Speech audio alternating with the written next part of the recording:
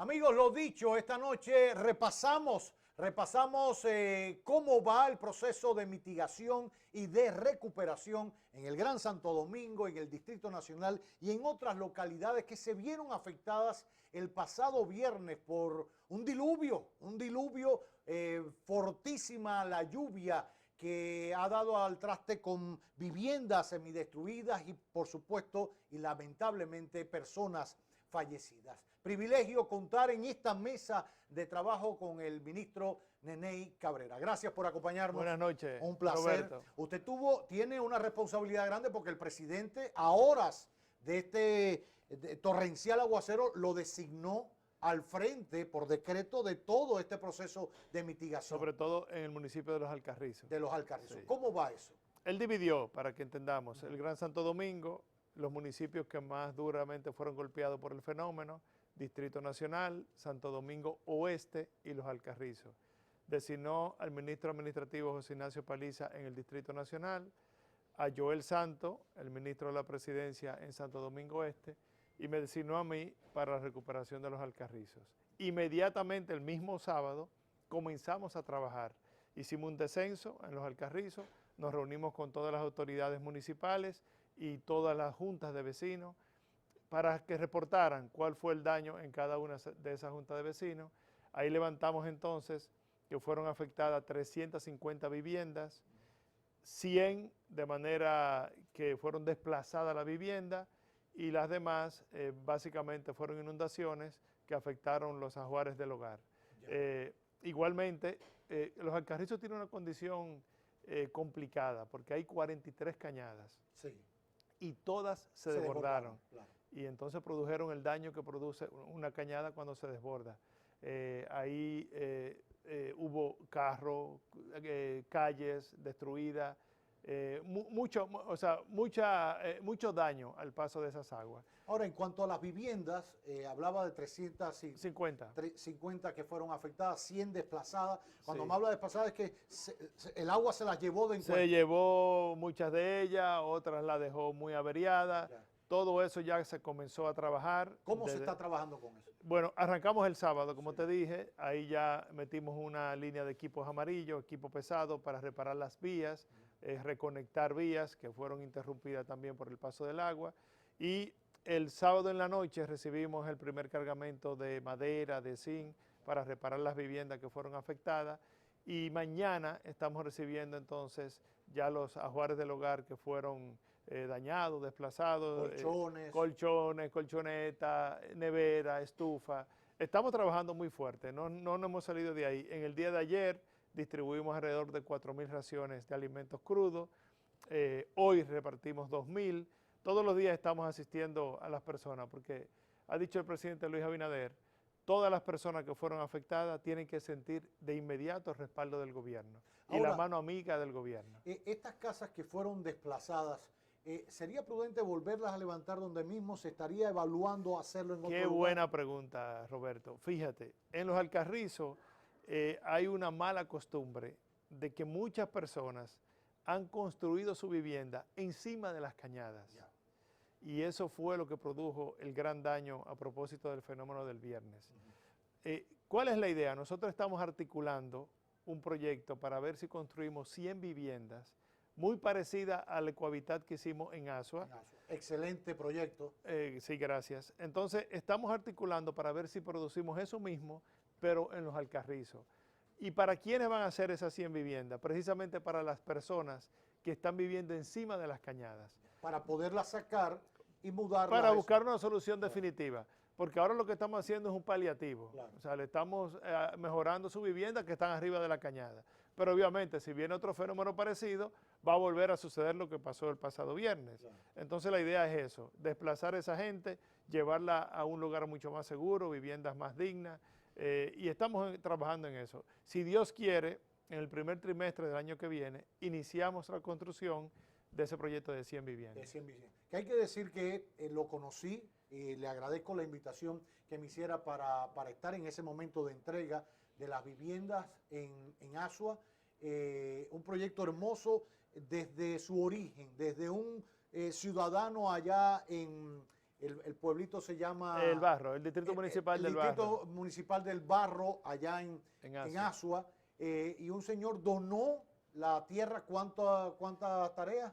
22.000 metros. 22.000 metros, donó un hombre. Don Ángel Darío Ramírez. Nada de, no, ¿cuánto me van a dar? Espérate, que vamos a tasarlo. ¿Y cuánto me...? No. Esa historia que la hemos oído en la frontera y eso. No, un hombre dijo, esta es la tierra, y yo con su hijo, una foto, todos con máscara, estaban en plena pandemia, y yo le voy a entregar esta tierra, 22.000 metros. Que sirvió para hacer ese ecohabitat. Claro.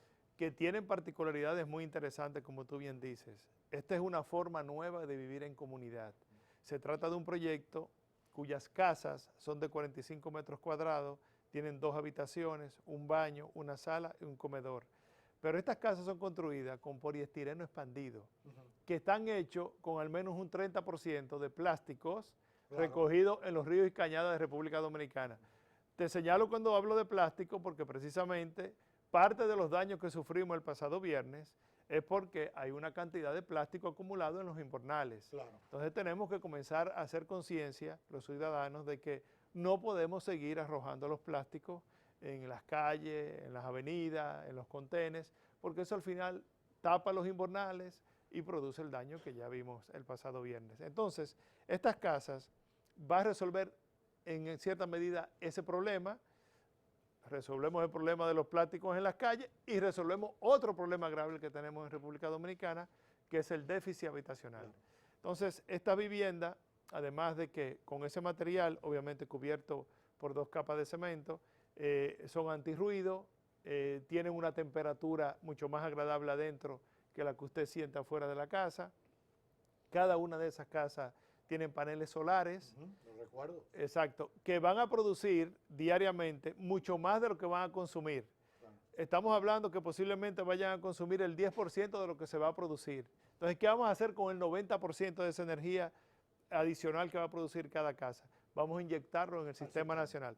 Fíjense cómo vamos resolviendo varias cosas a la vez. Resolvemos el problema de los plásticos en los ríos, en la cañada.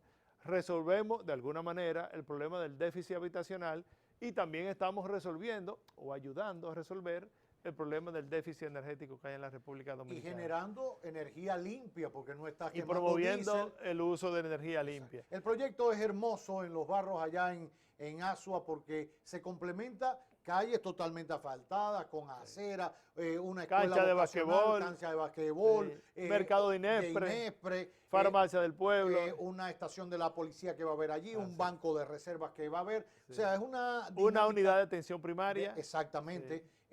Una farmacia del pueblo, creo que ya lo mencionamos. Todo eso que además se va a multiplicar, y no es el objetivo de esta conversación, pero es bueno decirlo, porque después de conocer esa experiencia, el presidente le encargó replicarlo para construir 5.000 más. 5.000 viviendas. La idea es, vamos a hacer ya 5.000 viviendas entre el año 2023 y 2024. Estamos precisamente en este momento articulando el financiamiento para esas 5.000 viviendas. Estaríamos hablando de 250 millones de dólares.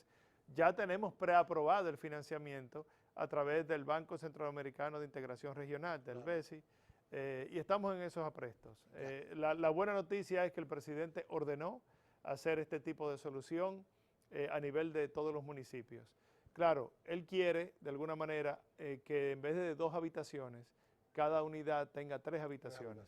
Y siempre vamos a hacer ese ajuste. Siempre un chin más. Sí. Y eso va a ser válido también para los Alcarrizos, quizás ya en el primer trimestre del año. Después de todo esto que se ha vivido, esta misma experiencia que arroja el construir sobre cañada, ¿qué otra experiencia deja el paso de un fenómeno meteorológico como el que sufrimos el viernes? Digo, para las autoridades. Qué bueno decir, mira, Roberto, hay que ser justo, no es para justificar lo injustificable, pero la verdad es que este tipo de fenómenos no se pueden predecir.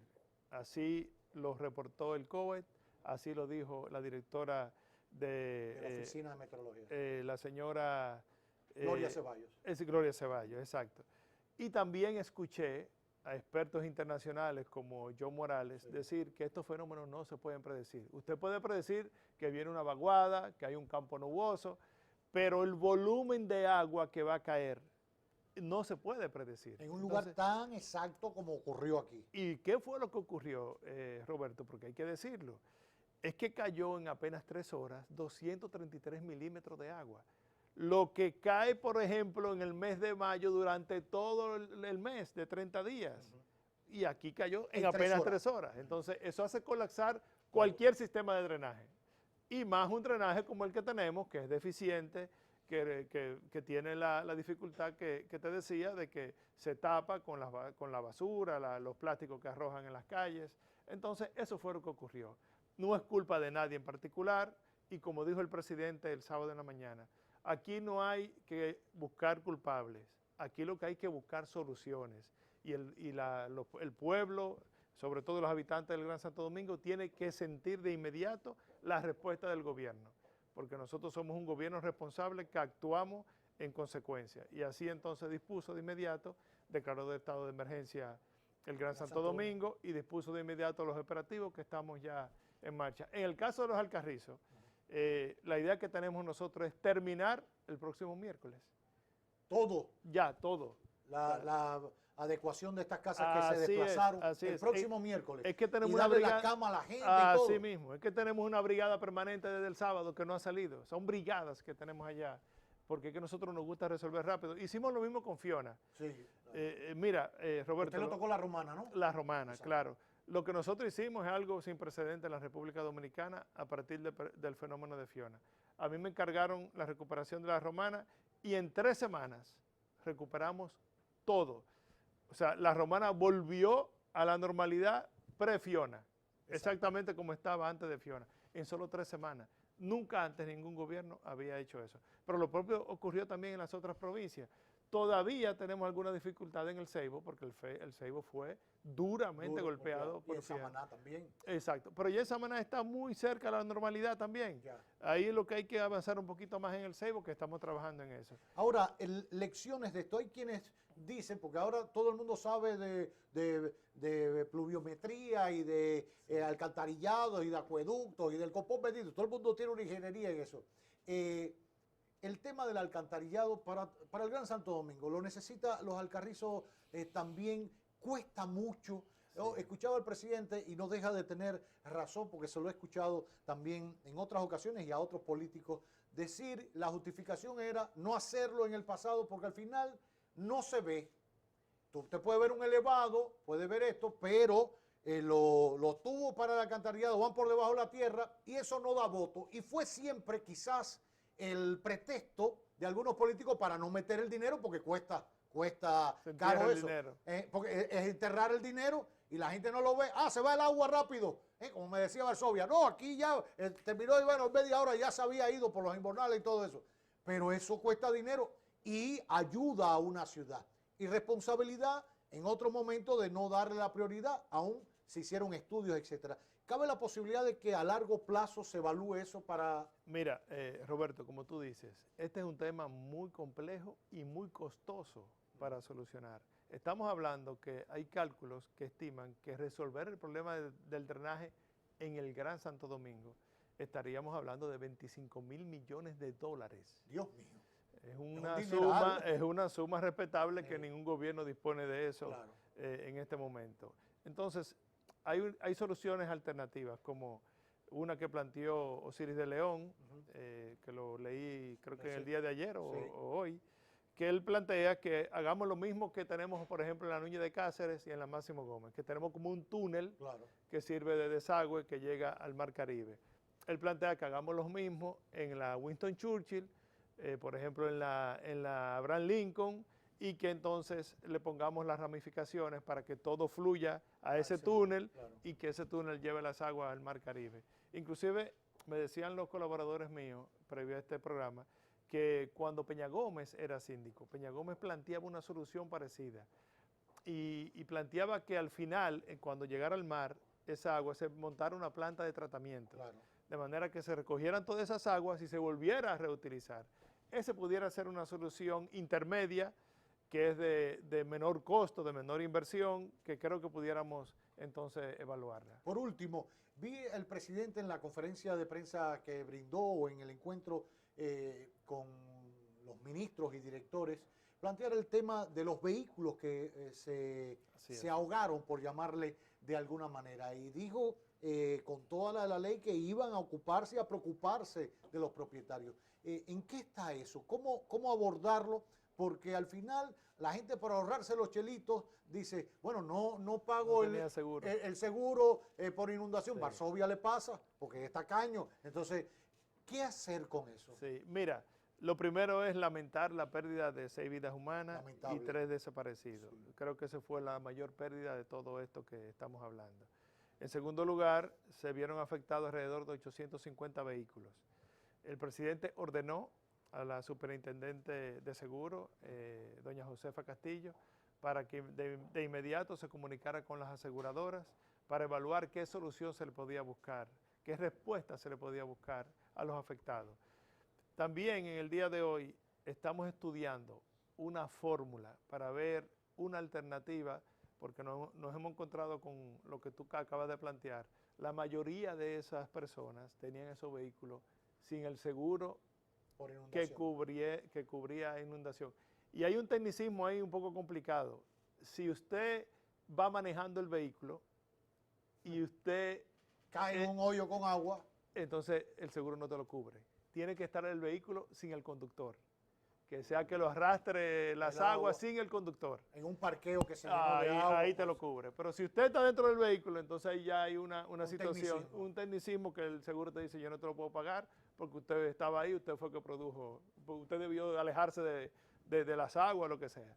Entonces, el gobierno tiene una responsabilidad de asistir a las personas que han sido afectadas y le vamos a buscar una solución. Posiblemente esta semana el presidente pudiera estar anunciando alguna iniciativa que vaya un poco a ayudar a esas personas que sufrieron ese daño. Qué bien. Pues le agradezco mucho que haya venido en medio de su agenda. Ha dado importantes informaciones para, sobre todo, la zona que le ha tocado, los Alcarrizos. Sí. Brillante esto de poder resolver el miércoles todo este problema habitacional e interno de cada una de estas familias. Cerca de 350. ¿Sabes que también activamos el bono familiar? Sí. Que se tenía pendiente entregar en el Gran Santo Domingo? En el caso de los Alcarrizos, estamos entregando 7.000 bonos, de estos bonos familiares, que a través del Gabinete Social, claro, que se le está dando a cada familia 1.500 pesos. Y pueden usarlo hasta 3 miembros de cada familia. Qué bien. De manera que eso es otro tema, otro tipo de ayuda que le estamos dando para asistirlo en esta situación de calamidad. Toda esta situación. Estaremos el miércoles para ir a ver cómo se recibe en la casita. Allá nos vemos. Y la familia. Allá nos vemos. Y ojalá en el primer trimestre del año estemos también para ver cómo se inicia la construcción de estas ecoviviendas, ecohábitat, estas casas que se utiliza, que se hacen con parte de lo que usted a veces irresponsablemente, y yo también, botamos en la calle un vaso plástico, que se recupera en la cañada, y Neney tiene gente que busca eso, lo procesan y con eso levantan paredes y es mucho más fresca y son resistentes. No piense que es un vientecito que se va, no, son duras, de verdad. Resisten 250 kilómetros por hora. Oiga, sí, para que usted sepa. Mira, Roberto, algo importante, a través de la CAS, el gobierno también está interviniendo 50 kilómetros de cañada en el Gran Santo Domingo. Ese trabajo se está haciendo también con un financiamiento internacional y eso es parte de la solución que estamos buscando para que ya no se produzcan estas situaciones que se produjeron el viernes pasado. Con inundación. Pues gracias, muchísimas gracias por acompañarnos en exclusiva en la emisión estelar de Telenoticias, el ministro Neney Cabrera. Gracias, placer.